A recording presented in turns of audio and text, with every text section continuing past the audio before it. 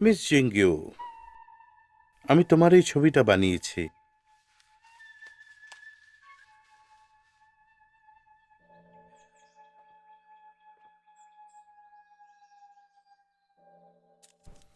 এতে আপনার সৌন্দর্য দেখতে পাচ্ছেন? আপনি আমাকে বিপদ থেকে বাঁচিয়েছেন। আমি আপনার কাছে কৃতজ্ঞ। আমি পরের জন্মেও আপনার এই ঋণ শোধ করতে পারবো না। পরের জন্মের কথা ভুলে যান। আমি তো সারা জীবন আপনার সাথে থাকতে চাই।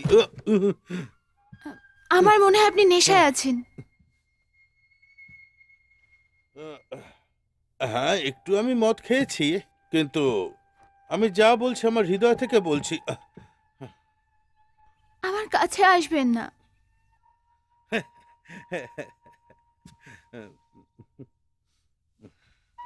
মিস জিঙ্গিউ, তুমি কি ভয় পাচ্ছ যে আমি তোমাকে ওদের জিম্মায় দিয়ে দেব?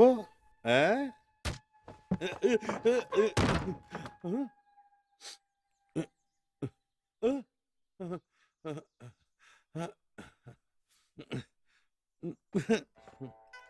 যদি তুমি আজকে রাতে আসো তাহলে তাড়াতাড়ি এসো। আমি তোমার অপেক্ষা করব সূর্য উদয় অবধি। তুমি নিশ্চয়ই এসো। যেহেতু তুমি চলে যাচ্ছ, আমি প্রত্যেক রাতে নিজের স্বপ্নে কাঁদি।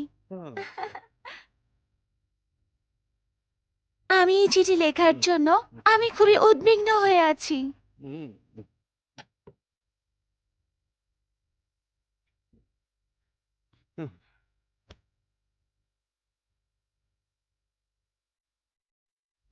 মিস জিঙ্গিউ, তুমি কি সুন্দরী! Thank you. ও কবে পুড়ে ছাই হয়ে গেছিল, তুমি এখনো ওকে মনে করছো? পুড়ে ছাই? যদি আমি ওর প্রাণ না বাঁচাতাম তাহলে ও মরে যেত, আর জীবনে আমার তারিফ করতো না।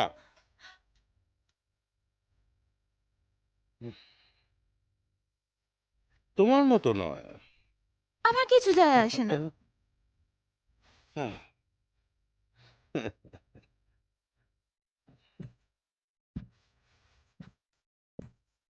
ও শুয়ে আছে।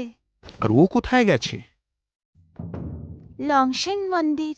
হুম, হুম।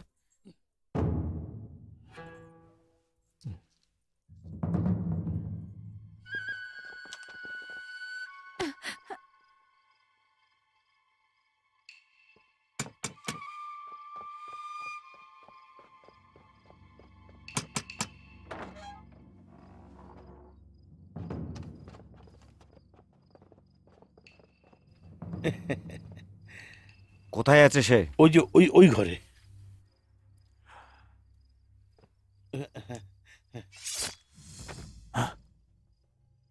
যাও গিয়ে ওদের দৃষ্টি আকর্ষণ করো। আবার আমি যাব? হ্যাঁ, তুমি তো যাবে। আমি যাব না।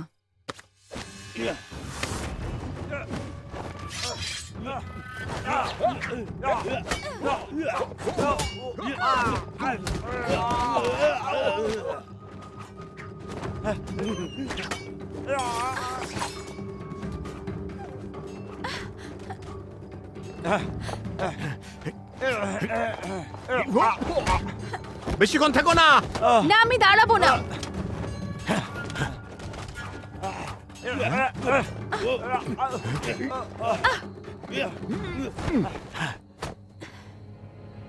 এখানেই থেমে যাও। আমি ওদের দলের নই। তুমি কে? তুমি জানো না আমি কে, কিন্তু আমি তোমার নাম অনেক আগেই শুনেছি। তাড়াতাড়ি আমার সাথে এক সুরক্ষিত জায়গায় চলো, তোমার সাথে কথা আছে। তুমি আমাকে বাঁচাতে এসছো? ঠিক তাই। আমি বুঝতে পেরেছি যে অনেকেই তোমায় মেরে ফেলতে চায়, বিশেষ করে দক্ষিণের লোকেরা। তোমাকে কিন্তু আর কেউ সাহায্য করবে না। আমার সঙ্গে তাড়াতাড়ি চলো, এক্ষুনি।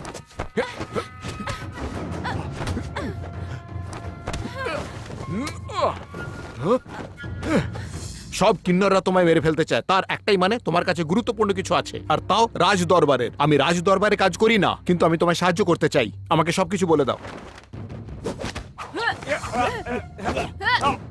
কিয়ানমা, ওখানেই দাঁড়াও, চলো।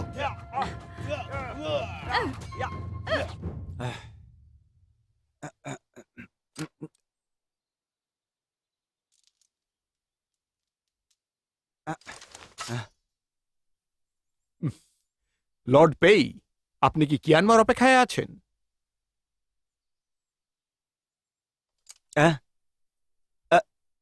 এই মহিলা কে?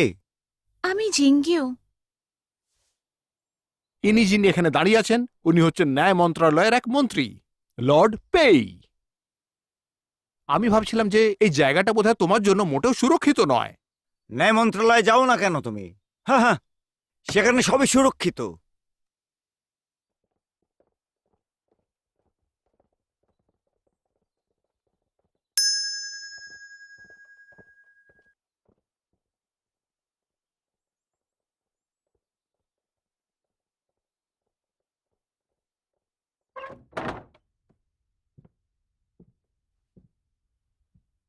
লর্ড পে, আমি ওর সঙ্গে কথা বলতে চাই, তো একটু আমাদের দুজনকে একলা ছেড়ে দেবেন? তো সুন্দরবন নগরে যে আগুনটা লেগেছিল সেটা লাগেনি, কেউ লাগিয়েছিল। যারা তোমার প্রাণ বাঁচিয়েছে তারা সবাই তোমারই গোষ্ঠীর। বুঝতে পারছো তো আমি কি বলছি? তুমি কোথায় থাকো সেটা ওনারা বুঝে গেছেন, তাই তুমি নিজের চাকরানিকে মেরে ফেলে সুন্দরবন নগরে আগুন লাগিয়ে দিলে, হ্যাঁ, যাতে সবকিছু ধামাচাপা পড়ে যায়। আমি ওকে মারিনি।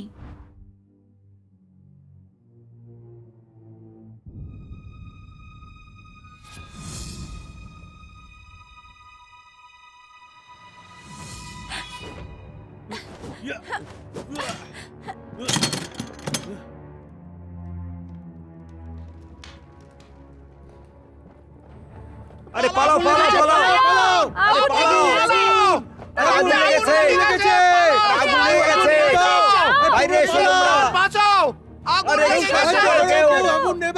আরে পালাও এখান থেকে, বেরিয়ে এসো সবাই! আমি জানি না।